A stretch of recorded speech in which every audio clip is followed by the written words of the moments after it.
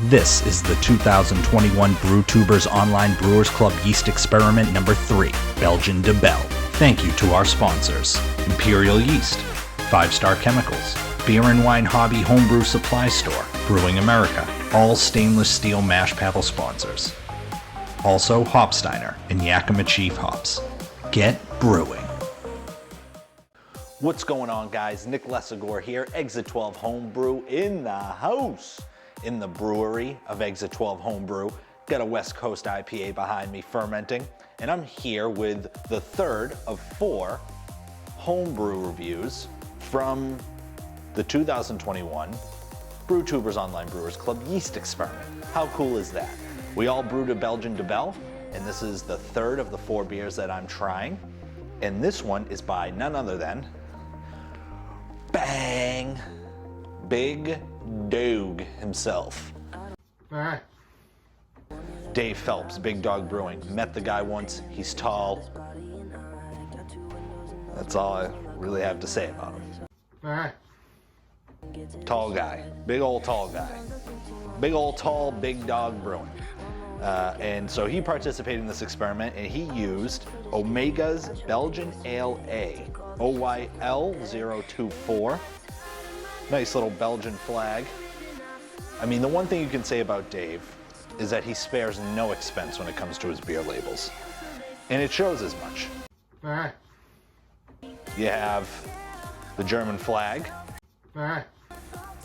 Very cool. He was able to locate a Brewtubers label or logo. And then the name of the beer is DD Dubbel. So Double D. That's the name of the beer, Double D. And I mean, if you can look, amazing graphics there. Great job, Dave. The intricacy in this label is just like nothing I've ever seen. So this beer is a 12-ounce can, as you can see, taking a look at it. He took great care to package this and sending it to me, which was awesome. Packaged everything up nice, bubble wrap, painter's tape, gallon bags, really great stuff. So much appreciated there. But more about the yeast, because it was a yeast experiment. So the Belgian Ale A, as one of the few highly flocculent Belgian ale strains, Belgian Ale A makes a great Belgian house strain. It crops easily and has a well-rounded flavor profile. With balanced fruitiness and phenolics, esters increase with upward temperatures. So this yeast, high flocculating yeast, alcohol tolerance is 12%. This beer is only 6.7. So he brewed this in May of 2021, kegged it in June, and then canned it in July. OG 1.061, which is considerably lower, right around the range with Gary's beer was. FG 1.010. So again, another beer, just like Gary's, that in comparison to mine, from a number standpoint, was lower on OG, but they actually got down lower, higher on FG. Hopefully this won't be as much of a gusher as Gary's was. Back. Ooh, great pop. Oh, I like it a lot. Got nice little bubbles coming out of it. Yeah, this thing is nicely carbonated. Awesome, awesome coloring coming through, a very light brown. It's very interesting for me to see. Perfect head. Okay. In terms of the head, right now, Dave's is number 1. An absolutely perfect looking full finger head. The bubbles are big. They're big bubbles, not small ones. Big bubbles. A little off-white, not full khaki, which is interesting. Looking at it in the light, it does have those kind of orange colorings, those different shades of orange that Gary's had. But this beer, just like Gary's, much lighter than mine. Mine was considerably darker, which is interesting. Maybe I just had bad lighting. I don't know. But this has some legs on it. I mean, this is coating the glass pretty nice. Oop, my bad.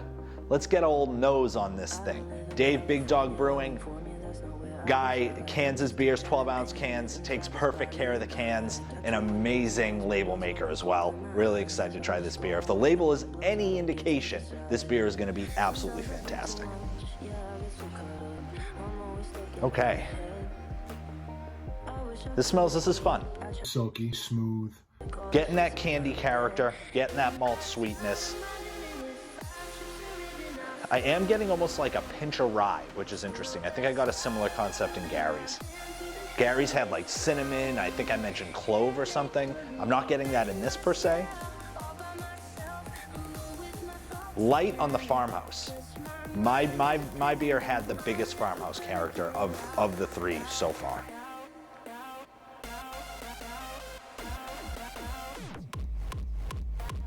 I will say this one's probably back end of the nose, it's a little more peppery, I think, which lends itself to that farmhouse character.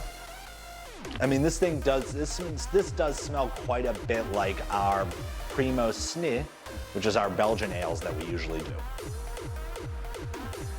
I'm gonna take a sip on this. Enough is enough. Thanks so much, Dave, and cheers. L'chaim.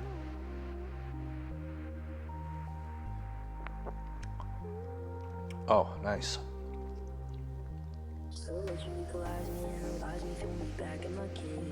All right.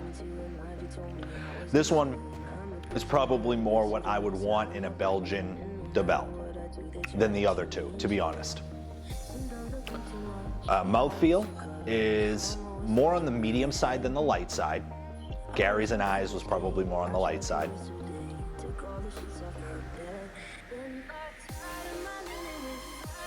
The flavor coming off it is fantastic. The perfect amount of Silky, smooth. flavor.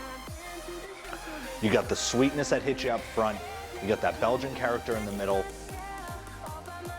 And then that bitterness on the back end.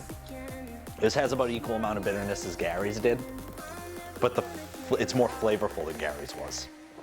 This is more on the range of flavor of mine. And is going down alarmingly easy. I just took a couple of sips and this thing is going down nicely. Really nice carbonation. Awesome, awesome bubbles. Small bubbles coming up. The head was full of some nice big bubbles though. As I let the beer spread out on my tongue, I'm catching a little more of that rye.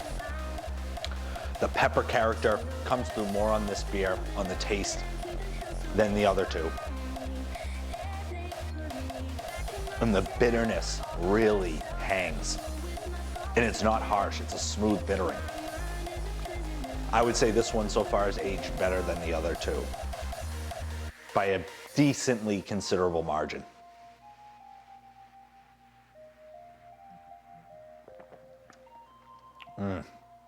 Wow, this is fantastic.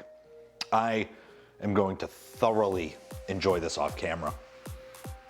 Wow, this is very good.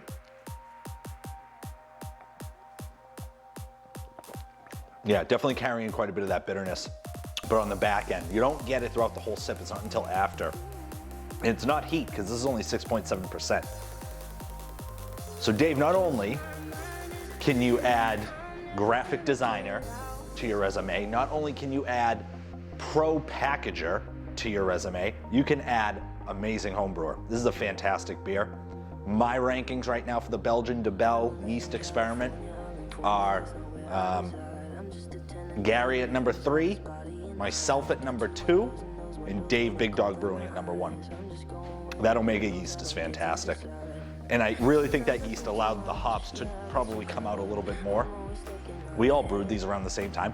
If anything, I brewed mine later than everyone else's, and the fact that Dave's hops are coming through better really speaks to the yeast allowing the beer to kind of do its thing. All right, I'm gonna go enjoy this. I got one more beer left in this yeast experiment, and then we're done for the year for yeast experiments. Let's get it. Cheers, l'chaim, thanks for watching. Kiss my mind.